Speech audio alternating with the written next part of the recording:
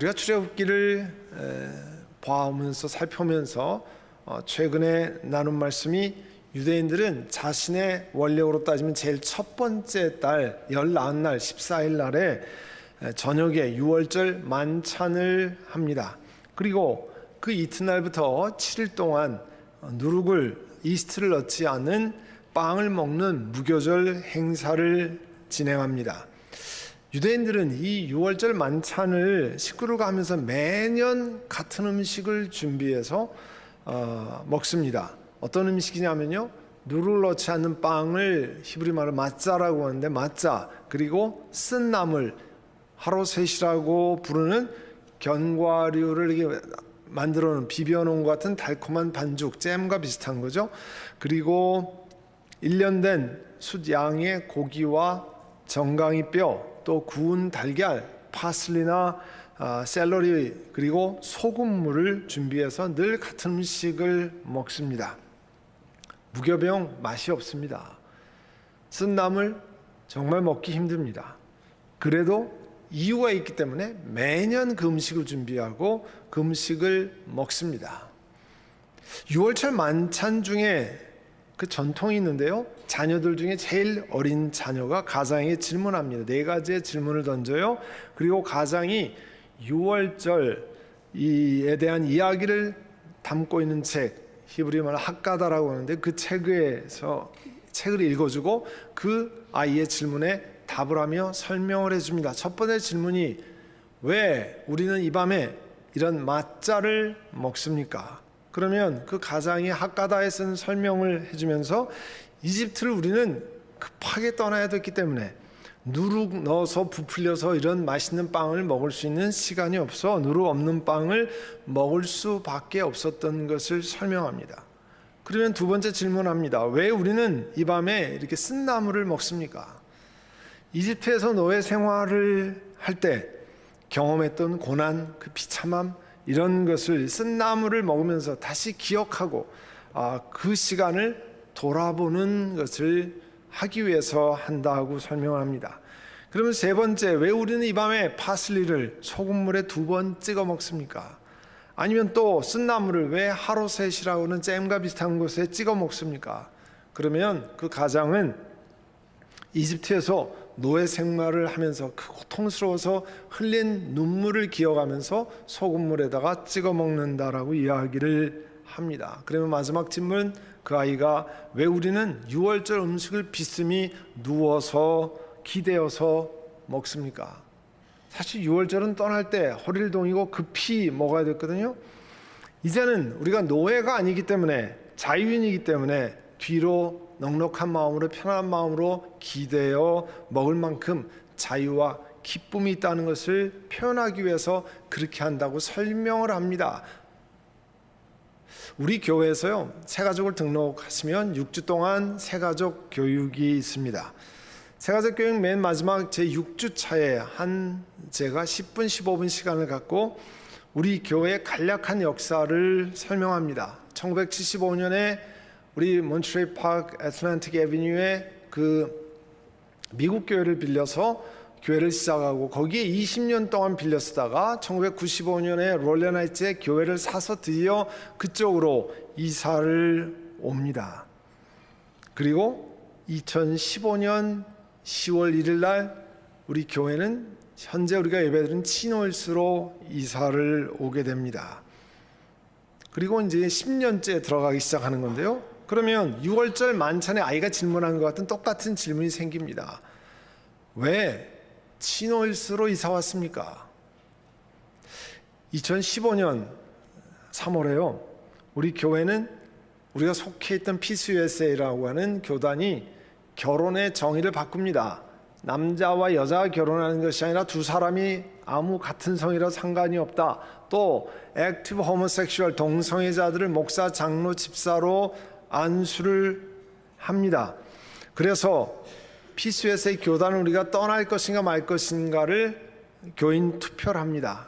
그날 투표하는 날 총 투표자 무효표를 빼고 742표 중에 찬성 709표로 95.5%의 찬성으로 교단을 떠나기로 결정합니다. 그리고 그 다음 주일날 우리 장로님들과 목회자들이 교인들에게 우리가 여러분의 뜻과 함께 하나님 앞에서 떠나는 것이 올바르다 해서 우리 교회가 떠납니다는 선언식을 하는 사진입니다. 그리고 곧바로 교회 입구에 ECO 교단에 가입하고 ECO 선한목자라는 그 임시 플래그를 붙였습니다. 그리고 그해 4월 말쯤 우리 찬양 예배를 같이 3부 때 드렸던 사진이고요. 2015년 7월 마지막 주일에 40주년을 감사 예배를 드리고 그 앞에 출입구 앞에 나와서 함께 사진을 찍었습니다. 이 사진이 굉장히 레졸루션이 높아서 이렇게 확대해 보면요, 누가 저기 계신 다 있는데 많은 분들이 벌써 하나님의 나라에 가셔서 이제 많은 그 구름 같은 증인으로 우리를 바라보고 계십니다. 왜 건물의 론을 다 완납했는데 저 건물을 교단에 넘겨주고 이곳으로 9년 전에 왔습니까? 처음 오신 분은 그것을 이해하셔야 되고 우리 다음 세대들도 그와 같은 질문에 답을 주어야죠. 그 이스라엘 백성들이 유월절 만찬하는 음식을 세데르라고 부르는데요, 그 세데르라고 부르는 유월절 만찬을 드릴 때마다 자녀들에게 설명을 합니다. 하나님께서 노예로 430년 동안 종살이하던 우리 유대인들을 하나님께서 패스오버 유월절을 통해서 어린 양의 피를 통해서 이집트의 바로의 왕에서 노예에서 건져냈다는 것을 설명합니다. 그래서 그 맛없는 맛자를 먹고 그 쓰디쓴 나물을 소금물에 찍어서 먹는다는 거죠. 나물 그다음에 파세를 찍어서 먹는다는 거죠. 우리 교회도 10월 첫째 주일이면 제가 지난 9년 동안 계속해서 감사드리는 말씀을 전했습니다. 이유는 우리가 하나님 말씀에 순종하기 위해서 했다는 것을 우리 자신에게 리마인드하기 위한 것입니다. 당시에 신문에서요, 고목사와 그 다음에 장로님들이 재산권에 눈이 어두워가지고 그런 일을 한다 뭐 이렇게 신문에 나오고 했습니다.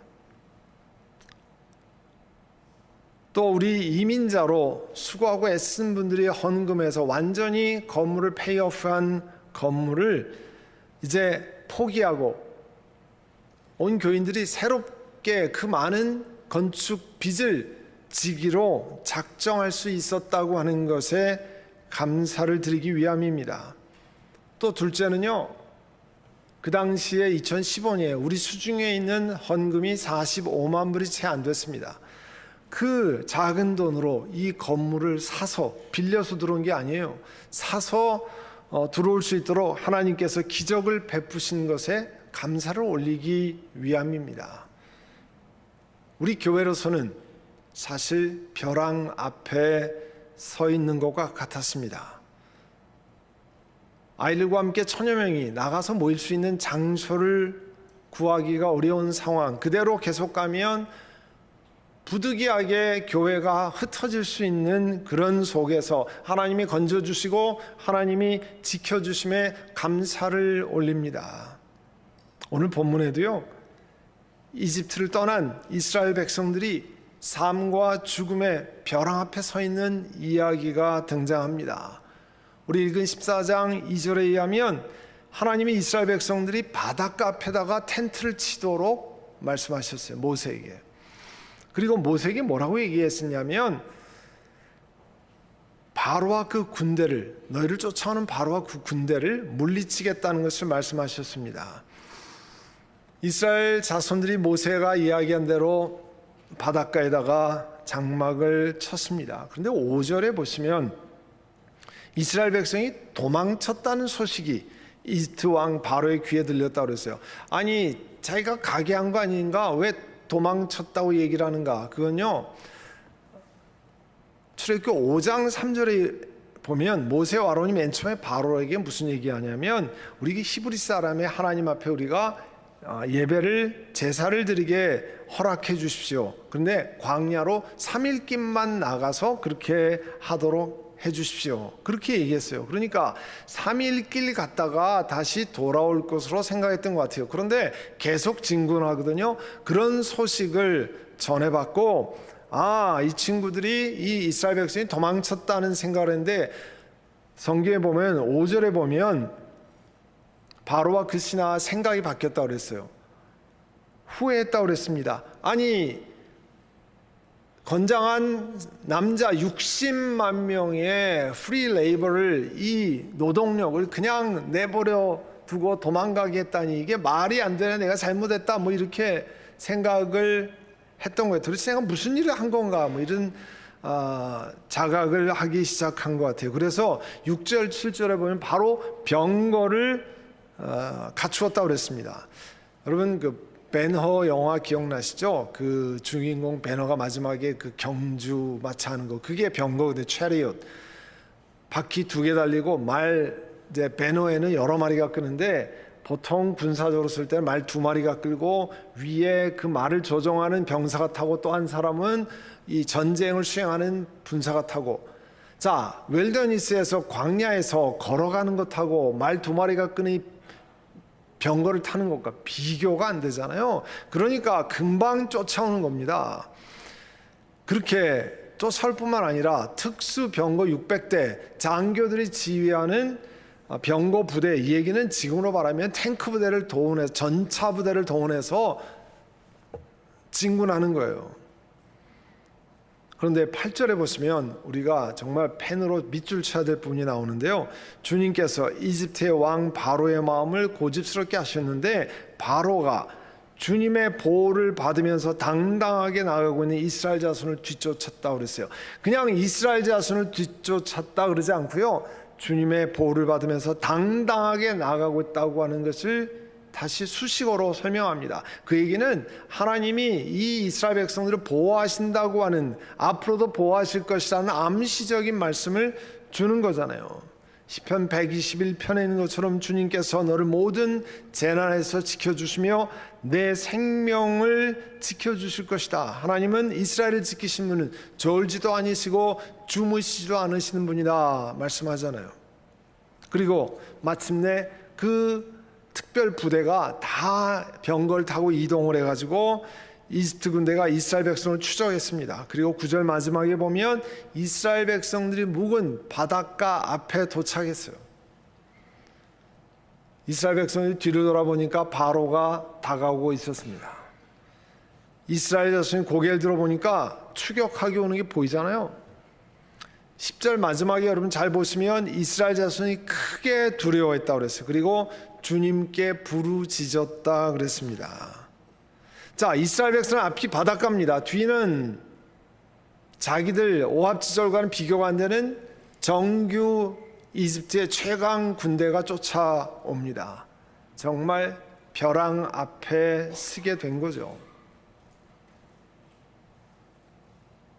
그런데 10절 마지막에 보면 이스라엘 백성이 막 두려워해서 하나님께 부르짖었다. 어떤 내용을 기도했을까? 여러분 어떤 내용으로 기도했을 것 같아요? 하나님 우리를 좀 살려주시기를 원합니다. 우리가 다 죽게 됐는데 앞에는 바다고 뒤에는 적군인데 우리를 불쌍히 여겨주시고 우리를 건져주십시오.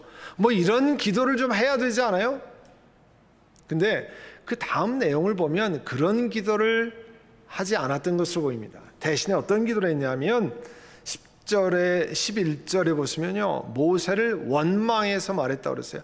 아니 이집트에 몇 자리가 없어가지고 우리를 여기다 부르느냐, 그쪽에서 숫자 몇 자리 쓰는 게 낫지 우리가 이렇게 광야에 와서 몇 자리를 할 필요가 있느냐, 왜 우리를 여기다 끌어가지고 이렇게 고생이 시키느냐.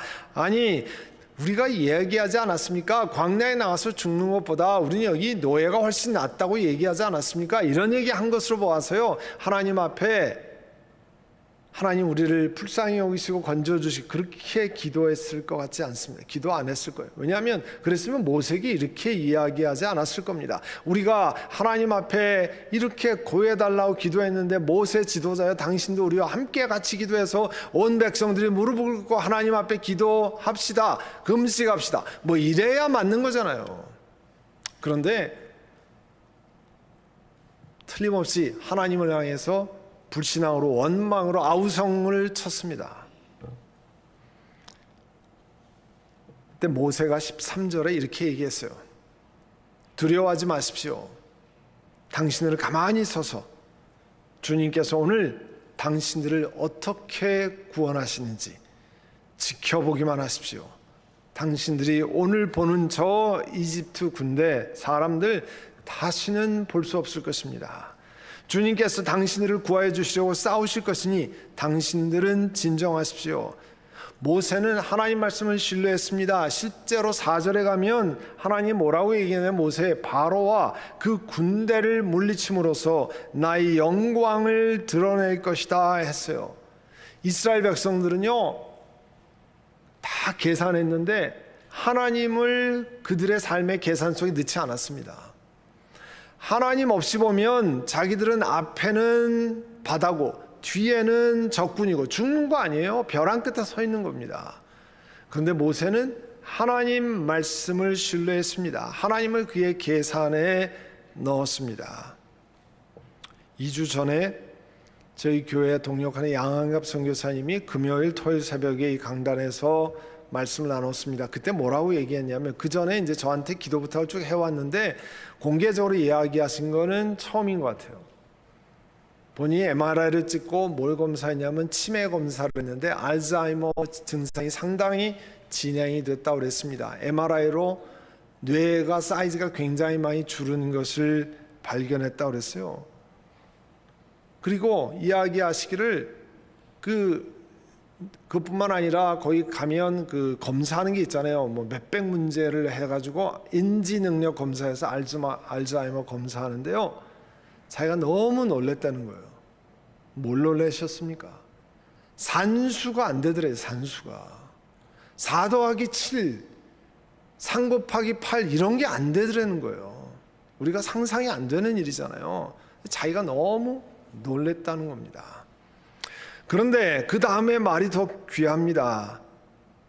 자기는 하나님이 허락하신 시간까지 아픈 데에 초점을 두지 않겠습니다. 그 여기서 강단에서 얘기했잖아요. 아픈 데에 초점을 두지 않고 하나님이 허락하신 시간까지 할 수 있는 데까지 주님을 의지하고 하나님이 역사하시면 그때까지 합니다. 하나님이 역사하시면 그때까지 갑니다. 그렇게 하고 가고 하나님이 멈추라 할 때 멈추겠습니다.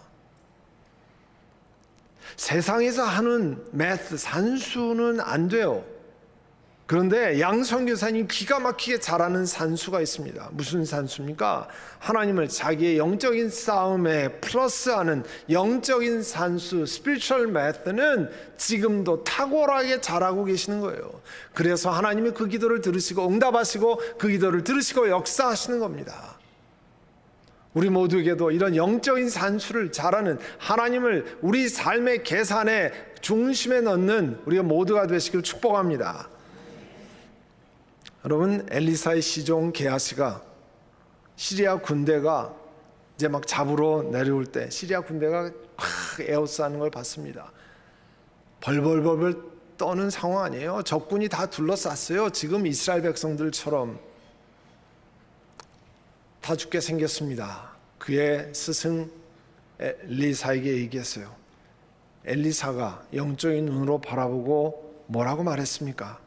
하나님 앞에 그리고 엘리사가 기도를 했습니다. 주님, 하나님 앞에 간구하는데 저 시종 게하시의 눈을 좀 열어주셔서 볼 수 있도록 해주십시오. 하나님이 그 기도를 응답하셨습니다. 어떻게 했습니까? 그 시종의 눈을 열어주셨습니다. 그가 바라보니까 온 언덕에 불말과 불수레가 가득해서 엘리사를 두룩 에워싸고 감싸 안고 있었어요.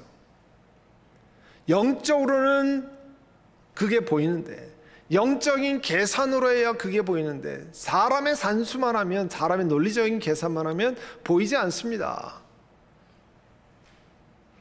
이스라엘의 논리적인 계산은 앞에는 바다고 뒤에는 적군입니다.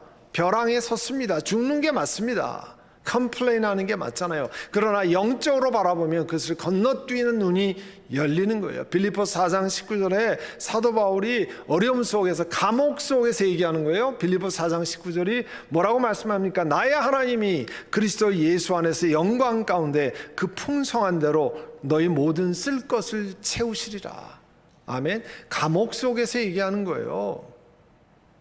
환경으로는 절대 되지 않는 거예요. 그러나 영적인 산수로 하나님이 주인 되시니까 그리스도 예수 안에 영광 가운데 그 풍성한 대로 너희 모든 것을 채우실 겁니다. 이렇게 고백하고 난 다음에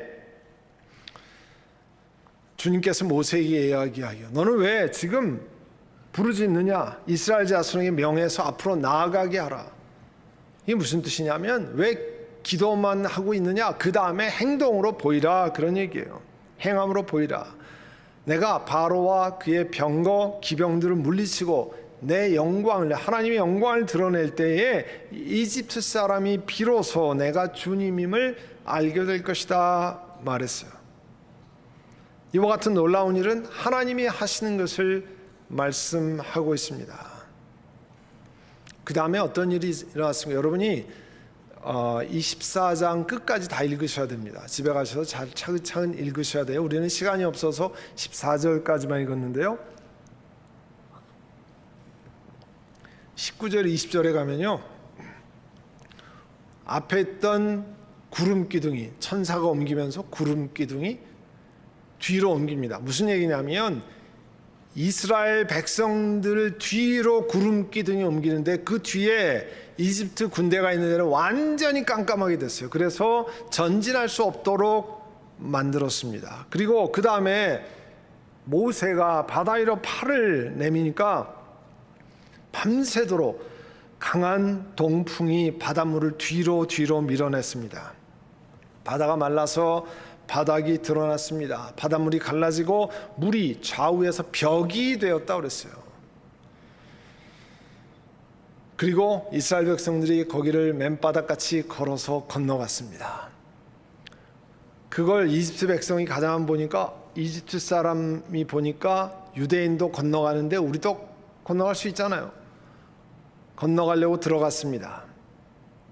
그 다음에 하나님의 명령에 따라서 모세가 팔을 다시 내미니까 바닷물이 본래 상태로 되돌아왔습니다. 그 얘기는 뭡니까? 그 안에 이집트 군대가 바다를 벗어나기 전에 완전히 바닷물로 수장하게 되었다는 거예요. 몰살하게 되었습니다. 주님께서 이집트 사람을 바다 한가운데 빠뜨리셨습니다. 이 기적이 하나님이 일으키신 겁니다. 벼랑 앞에 서 있을 때, 믿음의 사람 모세가 하나님 말씀을 듣고 선언했을 때 그와 같은 일이 일어났습니다. 사랑하는 성도 여러분, 오늘 읽은 우리 말씀은 하나님의 백성 이스라엘 민족 전체가 절체절명의 위기 앞에 서 있었던 내용입니다. 우리 교회도 10여 년 전에 예배 처소를 다 포기하고 모아놓은 헌금도 아주 미미하게 있고 다음 갈 길을 놓고 교회 전체가 커다란 위기에 봉착해 있었습니다. 우리 인생도 길이 보이지 않는, 꼭 죽을 것 같은 그런 인생의 벼랑을 만날 때가 있습니다. 여러분 어떻게 하시겠습니까? 왜 하필이면 납니까? Why me? 왜 납니까? 그렇게 항의하고 주저앉아 계시겠습니까? 아니면 어딜 가나 우리를 동행하시고 보호하시고는 이스라엘 백성들에게 기적을 베푸셨던 그 하나님, 우리 선한 목자교회에 기적을 베푸셨던 그 하나님을 의지하고 믿음으로 신뢰하며 행진하시는 것을 택하시겠습니까? 원망할 것이냐, 믿음의 선택을 할 것이냐, 그는 우리가 하는 일입니다. 우리 모든 하나님의 성도들이, 하나님 오늘 모세가 했던 것처럼 우리도 믿음의 선택을 하고 벼랑 앞에 길을 내시고 벼랑을 낮추셔서 평지로 만드시는 그 하나님을 신뢰하며 걷겠습니다 고백하는 하나님의 사람들 되시기를 바랍니다. 기도하겠습니다. 여러분 기도하실 때 하나님, 우리 가운데 역사하시는 그 하나님 앞에 내가 나아갑니다. 여러분 우리 묵상으로 잠깐 기도하겠습니다. 하나님, 내 삶의 인생의 벼랑길에 주님을 의지하며 걸어가기를 원합니다. 주여 함께해 주시기를 원합니다. 우리 함께 기도하겠습니다. 사랑하는 주님, 이제 저희가 성찬을 대하고자 합니다. 우리를 사랑하셔 십자가에 죽으시고 우리에게 모든 것을 주신 그 하나님의 사랑을 기억하고 이 귀한 성찬에 참여하길 원합니다. 예수님의 이름으로 기도드립니다. 아멘.